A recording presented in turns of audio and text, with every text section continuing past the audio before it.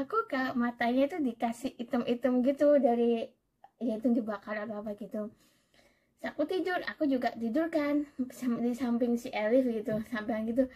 Waktu si aku nengok si Elif, tiba-tiba matanya hitam gini, kaget kan. Aku langsung kaget tuh, wah kenapa anak.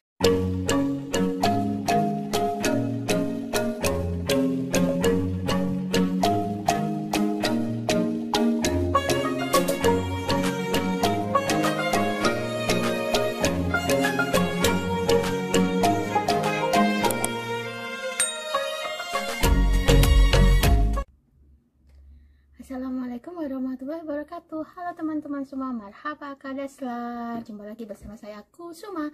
Oke, di video kali ini aku akan sharing tentang pengalaman lucu waktu kultur shock, waktu saya pertama tinggal di Turki, dan suamiku waktu pertama tinggal di berkunjung atau tinggal di Indonesia ya. Yuk simak terus videonya.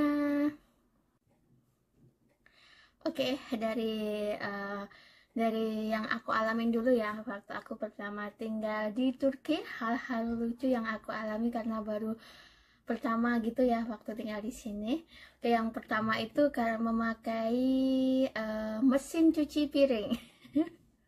Jadi waktu itu setelah beberes gitu ya, maklum ya, aku nggak tahu sih kalau ternyata ada mesin cuci piring.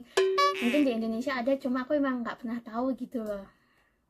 Terus itu waktu itu selesai berberes, aku nyuci biasa gitu pakai tangan gitu, sendok-sendok, gelas-gelas, sama piring-piring gitu. Terus kakak iparku lihat waktu main kesini juga. Terus kakak iparku lihat, dia bilang gini, langsung masukin sini aja Kusuma gitu kan. Aku bingung masukin mana gitu. Terus aku masih sabun tuh banyak sekali sabunnya, tuh diambil gitu sama kakak iparku, dimasukin mesin. Aku bilang ke kakak iparku, ini belum aku bersihin, belum aku bilas gitu sama air. Sama kakak iparku dibilangin, nggak apa-apa, nanti dicuci di mesin ini. Aku pikir itu apa itu kayak lemari buat nyimpan piring aja gitu, kak, buat kayak sterilin gitu ya, jadi nggak sampai nyuci gitu. Ternyata juga sampai nyuci. Aku bengong dong, aku mikirnya itu nyuci piringnya itu sama kayak nyuci baju, jadi digiling-giling gitu. Waduh, aku udah mikir nanti kalau digiling nggak pecah ini. Terus tapi tetap sama kakak iparku ditarik gitu, udah ambil terus dimasukin mesin cuci piringnya itu. Oh ternyata dicuci. Ternyata nyucinya juga cuma ditata gitu, piring-piring sama gelas-gelas sama sendoknya, tapi nanti ada tekanan airnya yang besar gitu sih, sama ada deterjen itu. Itu kalau aku inget itu pasti masih terniang-niang gitu, kok bisa gitu katro. Oh, no. Oke, terus pengalaman yang kedua itu waktu itu masih pertama gitu, jadi belum begitu paham bahasa Turki juga ya. Terus ada tamu datang gitu. Terus kan kalau di sini, budaya di sini itu minum teh itu pakai teh gelas kecil gitu ya, yang aku ceritain sebelumnya gitu.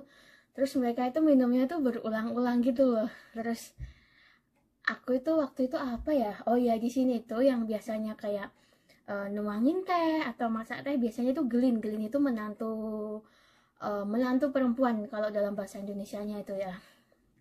Terus atau biasanya anak yang kecil gitu, yang perempuan gitu, atau biasanya bisa aja tapi lebih diutamakan yang gelin atau anak terakhir gitu, yang udah dewasa tapi bukan anak yang kecil, bayi gitu ya.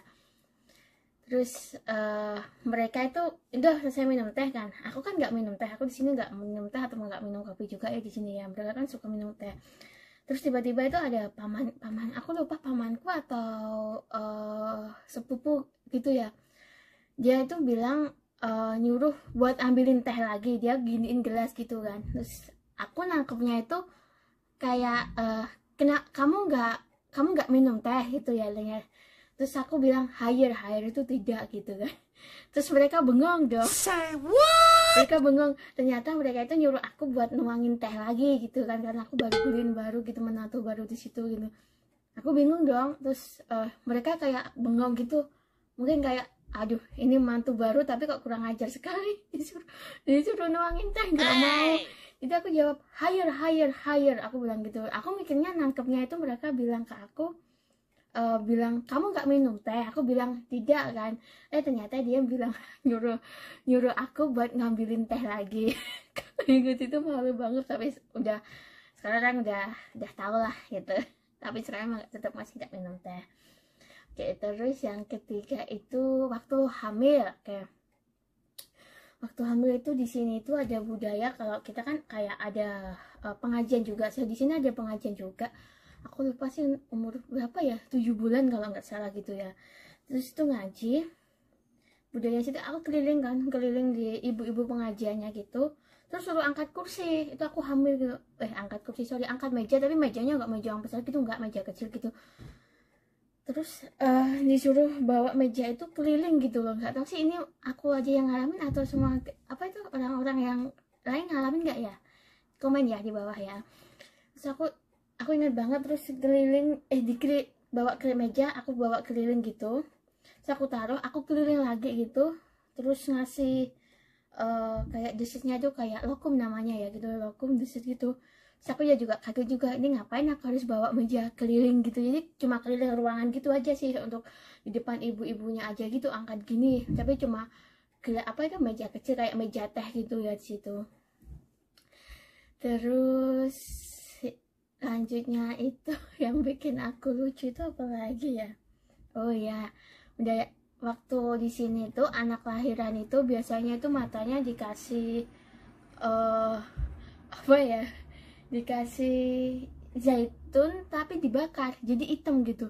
Zaitun kalau nggak salah zaitun apa daunnya gitu lah, pokoknya aku inget-inget lupa gitu.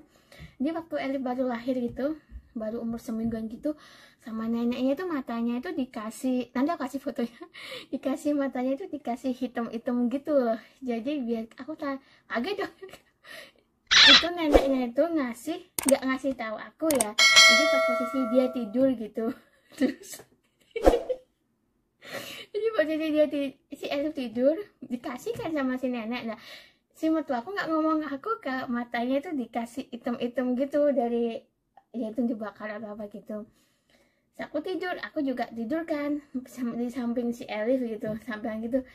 Waktu aku nengok si Elif tiba-tiba matanya hitam gini, kaget kan. Aku langsung kaget dong. Wah, kenapa anakku? aku panggil suamiku sama mertua aku.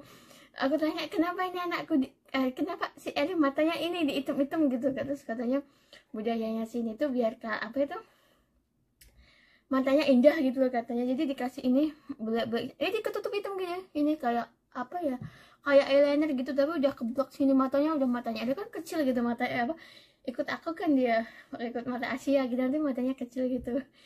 Terus jadi aku kalau inget itu, aduh anakku jadi kayak aku pikir hantu gitu, soalnya emang bener-bener mata gitu melolok gitu gitu. Oke. Terus oh ya, kalau di sini tuh emang anak-anak itu masih dikasih peniti-peniti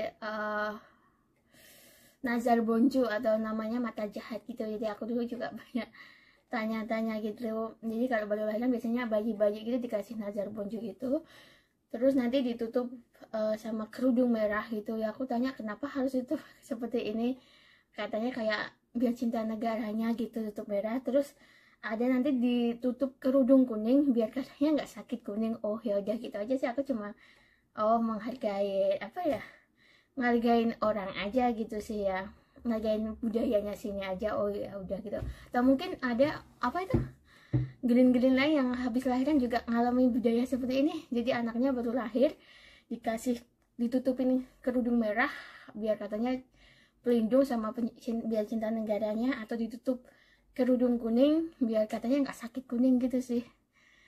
Oke, terus apa lagi ya?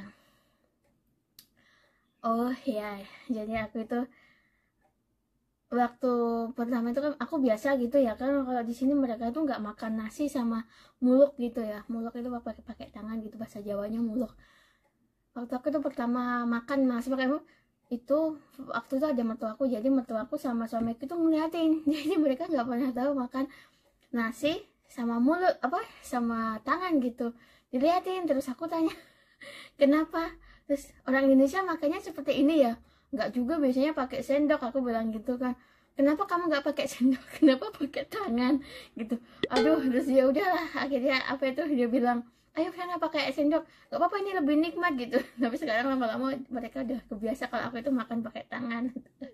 Itu cerita, beberapa cerita lucu ya, mungkin nanti aku akan lanjut ya. Terus masih banyak yang aku lupa-lupa sama ingat-ingat juga, soalnya sering sih aku kejadian-kejadian yang kayak lucu-lucu gitu.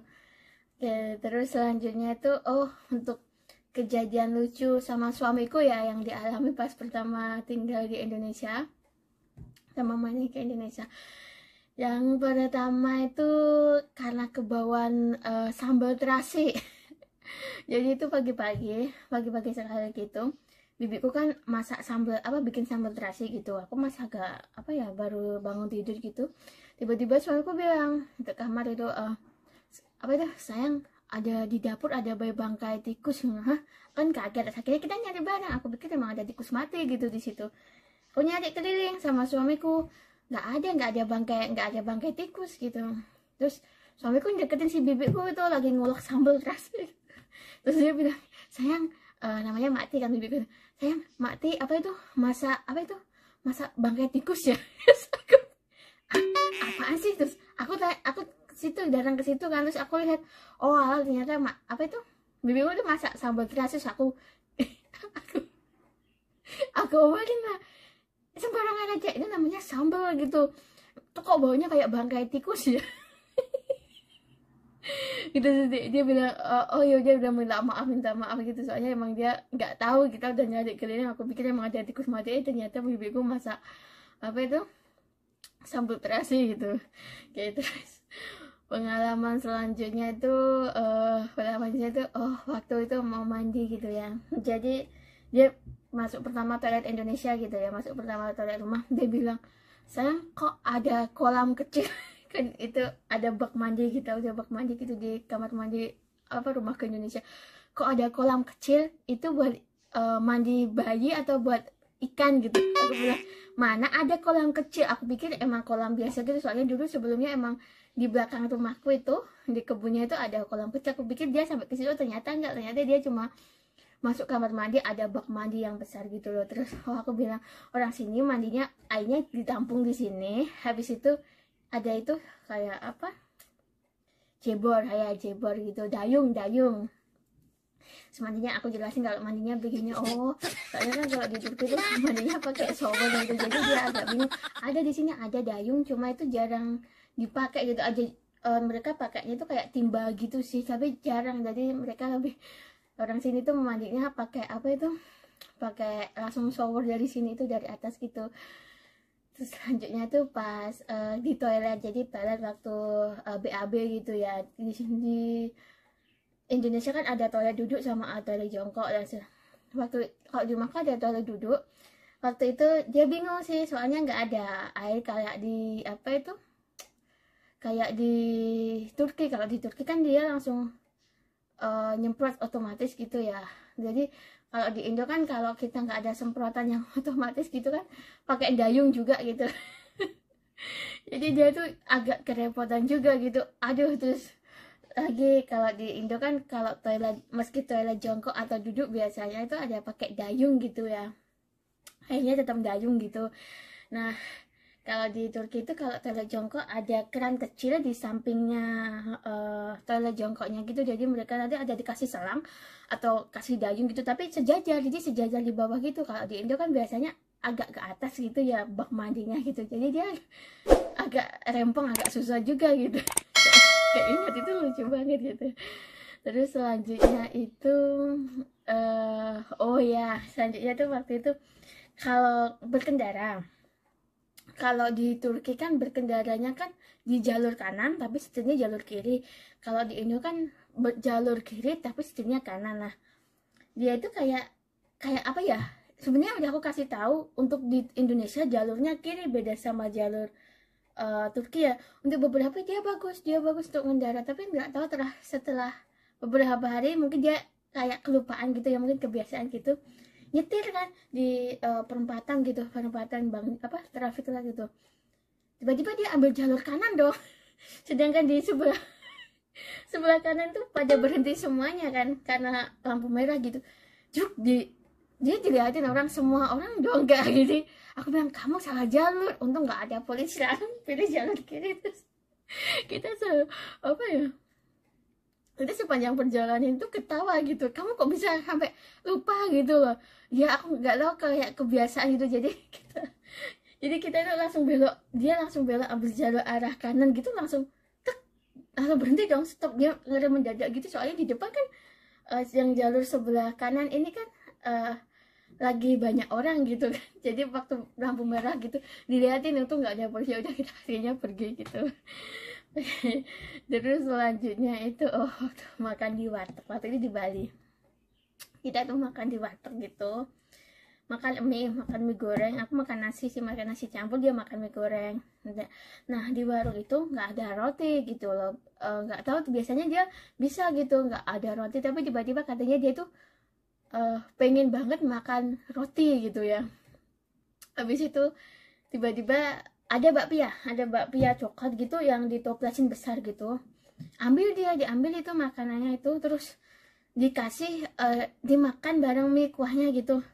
Aku kaget dong, loh jangan dimakan, itu kan bakpia bukan roti. Aku bilang nggak apa-apa, yang penting ada bahan tepung. Aku jadi kok kaget gitu dong.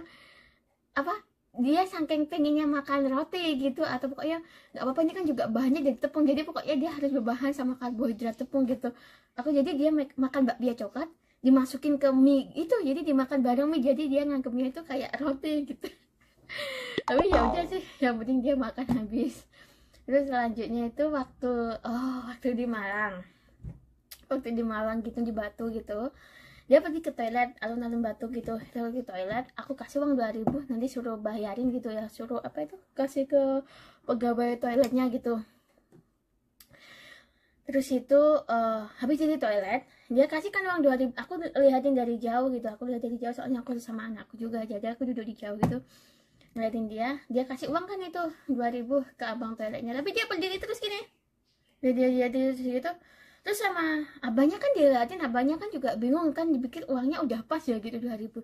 Dia terus di atas gitu. Aku samperin dong, kok lama sekali gitu. Aku samperin ke toiletnya gitu, terus aku tanya, kenapa, bilang gitu.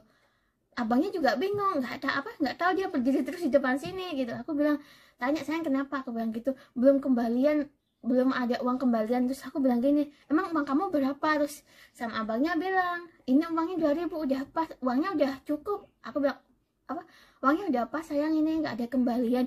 Nah dia tuh baru kepikir kalau di negaranya di Turki itu uangnya kan pakai 1 lira 2 lira, hitungan satuan gitu.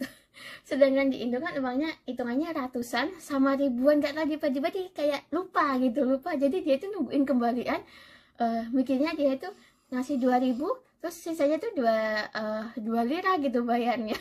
Jadi dia tuh nungguin kembalian uangnya gitu. Nah, oke, terus habis itu kan jadi kita tuh sama-sama lihatan, terus kayak nahan tawa gitu. Jadi dia tuh masih keinget itu uangnya tuh kayak uang Indonesia itu kayak hitung satuan, jadi kayak 1 rupiah 2 rupiah. Jadi dia mikir itu bayarnya kita pakai 2.000 rupiah, nanti dikembalinya 1.908 berapa sekian, 1.998 rupiah mungkin. Jadi mikirnya dia kayak gitu. Terus aku ajak pergi, ayo aku udah dari top pergi tadi tuh sampai nahan ketawa gitu. Jadi dia kayak kadang emang kalau kita masih kebawa ke kebiasaan, jadi tiba-tiba kita kayak ngeblend gitu. Jadi ya, terus cerita selanjutnya itu di imigrasi. Jadi ada cerita di imigrasi gitu. Kalau di sini itu kan, kalau di kantor pemerintah atau di kantor instansi-instansi penting itu bajunya bebas ya, mau kamu yang cewek mau pakai tank top kayak, atau yang laki mau cuma pakai celana pendek sama kaos oblong itu kan nggak apa-apa. Sedangkan di Indo itu kan harus pakai kayak baju pakaian rapi gitu ya.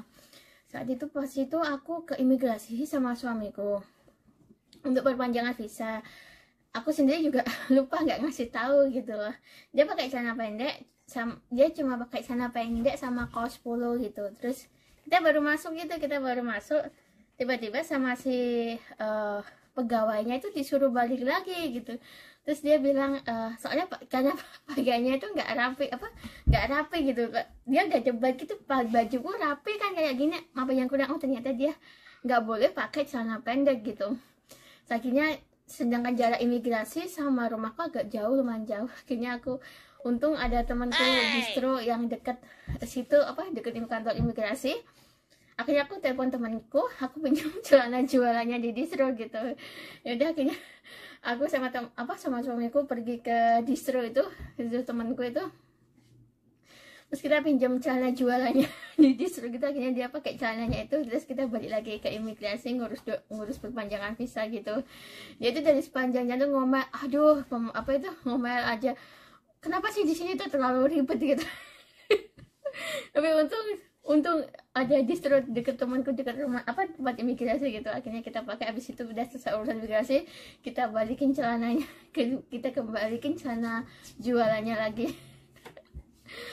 Aduh, sebenarnya apa lagi ya, banyak juga sih sebenarnya kejadian-kejadian lucu gitu. Nanti mungkin next time akan aku share lagi ya kejadiannya itu. Kalau inget itu bikin ketawa gitu.